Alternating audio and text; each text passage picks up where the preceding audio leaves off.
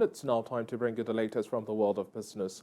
We now start off with reports from the federal government. As it says, it has disbursed a total of 471.9 billion naira out of the $1.5 billion World Bank assisted state fiscal transparency, accountability, and sustainability program for results to the 36 state governments.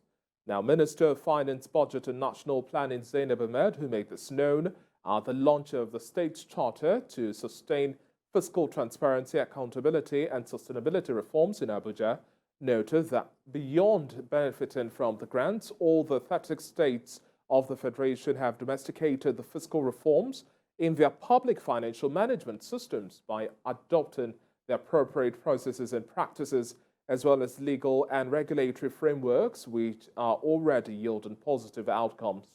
Now, the minister, who was represented by the permanent secretary in the ministry, Aliyu Ahmed, maintains that the SFTAS program will also help the state governments increase fiscal transparency and accountability, strengthening domestic revenue mobilization, increase efficiency in public expenditure, and also strengthen debt transparency and sustainability.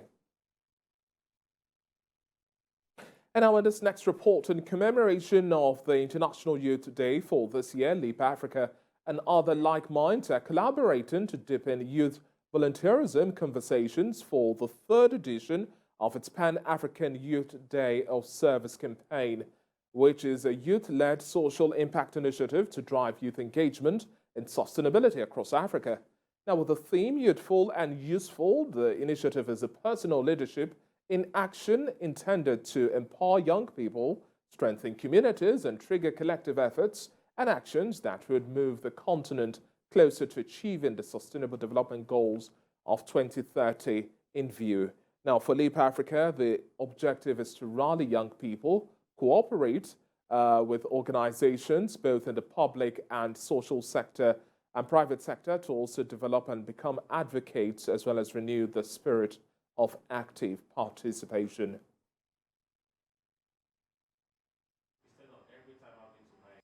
We believe that young people represent not just the future of our continent, but the present, and that their agency, their creativity, their energy should be used to address the Sustainable Development Goals. So for us, the Youth Day of Service is both a mission and a message.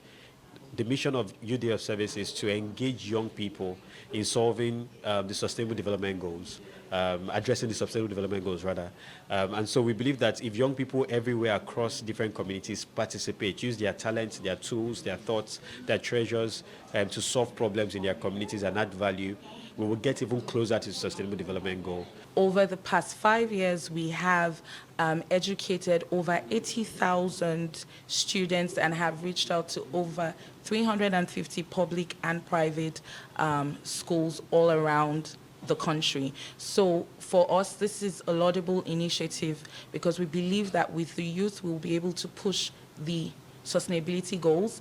For us, what is important is the UN SDG Goal 12, which focuses on responsible consumption and production. And again, that is something that covers what we talk about in the SMASH campaign. You know, we are partnering with Leap Africa for the Youth Day of Service because we believe in their goals, and their goals align with us as well, which is, you know, to be one of the most sustainable companies in the world, and you know, which aligns with what Leap Africa is also doing. And they have a great relationship with the major stakeholders in Nigeria, which are the youths. And irrespective of what we're doing, we believe that the youth should be carried along. They are part of the major population we have in the country, and anything you do outside, you know, of this population, then you really are not making, you know, so much impact.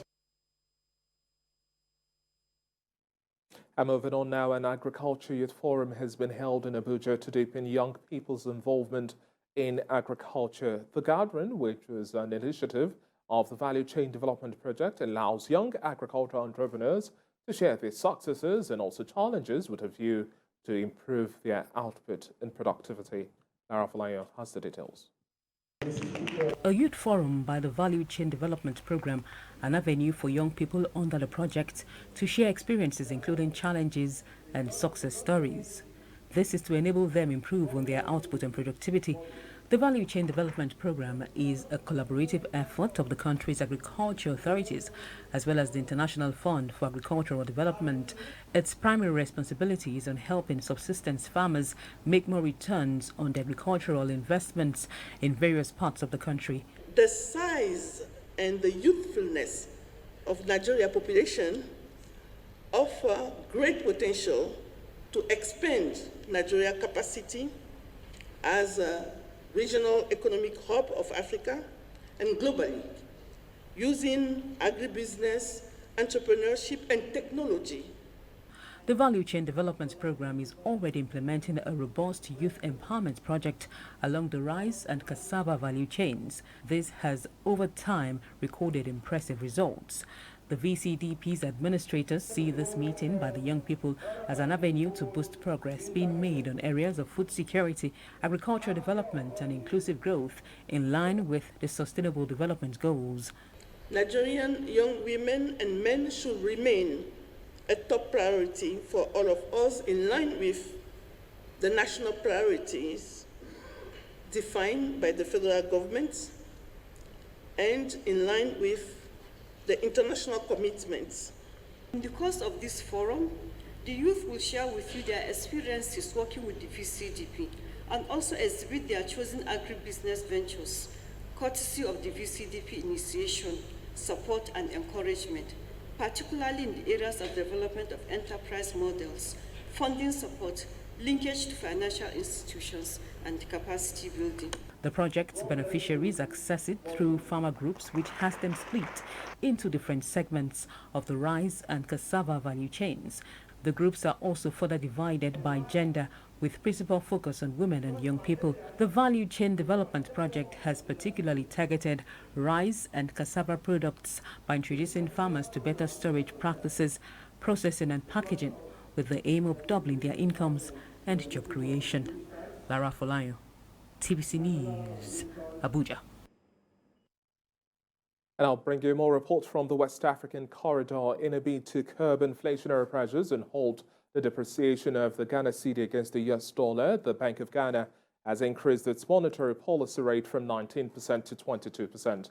The country's central bank announced the decision in a statement issued after its emergency monetary policy committee meeting earlier on Wednesday. Now, the Bank of Ghana also raised the primary reserve requirement of banks from 12% to 15% as part of efforts to mop up excess liquidity in the banking system. It also further announced plans to purchase all foreign exchange arising from voluntary repatriation of export proceeds from mining and oil and gas, as well as companies in other sectors to help shore up forex liquidity. The bank, however, added that its ongoing policy discussions with the IMF are expected to address the underlying macroeconomic challenges, restore fiscal and debt sustainability, and also provide a sustainable balance of payment cushion. And now on the international front, Asian shares fell today, tracking Wall Street's losses as the United States Federal Reserve looks set to maintain its path of interest rate hikes, although signs it may be less aggressive in tightening gave investors some cause of hope. Now, the dollar rose overnight after the Fed's July minutes pointed to a steady course of rate hikes ahead. MSCI's Broadest Index of Asia-Pacific shares outside Japan was down 0.4% after US stocks ended the previous session with mild losses. The index is up 1.3% so far this month. Now, Hong Kong Hang Seng Index is also down about 0.73%, while China's blue chip, the CSI 300 Index, was off 0.94%. Early European trade as well, the pan-region Eurostock 50 futures were up 0.19%, and German DAX futures also up at about 0.15%, while we also see London's FTSE futures also following in the same line with a 0.16% uptick. Now, in comparison, US stock futures, the S&P 500 E-minis were down 0.13%. And bring you more from the European corridor as well. The Eurozone inflation outlook has failed to improve since a July rate hike. That's the stance of the European Central Bank board member Isabel Schnabel, suggesting that she favors another large interest rate increase come next month, even as recession risks harden. The central bank for the 19-country bloc surprised investors with a 50 basis point rate hike just last month, fearing that inflation, now approaching double-digit territory, was at risk of getting entrenched. According to the board member Isabel Schnabel, now the move is not enough to alter the inflation outlook. However, and even a recession on its own would not even be enough to tame price pressures. A rate hike in September is seen as a done deal, with policymakers split between 25 and 50 basis points. Her comments now suggest she's likely to advocate a bigger increase later, and the problem is that at 8.9% inflation is more than 4 times the European Central Bank's 2% target and could still go even higher as surging energy costs sap purchasing power and also slow growth. Wrapping up business news at SR, oil prices on the international market were little changed today as investors grappled with falling stockpiles in the United States, rising output from Russia, and worries about a potential global recession. Here's West Texas Intermediate crude recorded a low of 0.52% to hit $87.65 per barrel. Brent crude now sells at about $93.22 per barrel, registering a downward price margin of 0.46%. Bonelite's performance remains same at $118.10 per barrel, with a decline in price of 3.25%. And for the OPEC basket, crude oil dealers offered $97.44 per barrel, recording a price dip of 2.6%.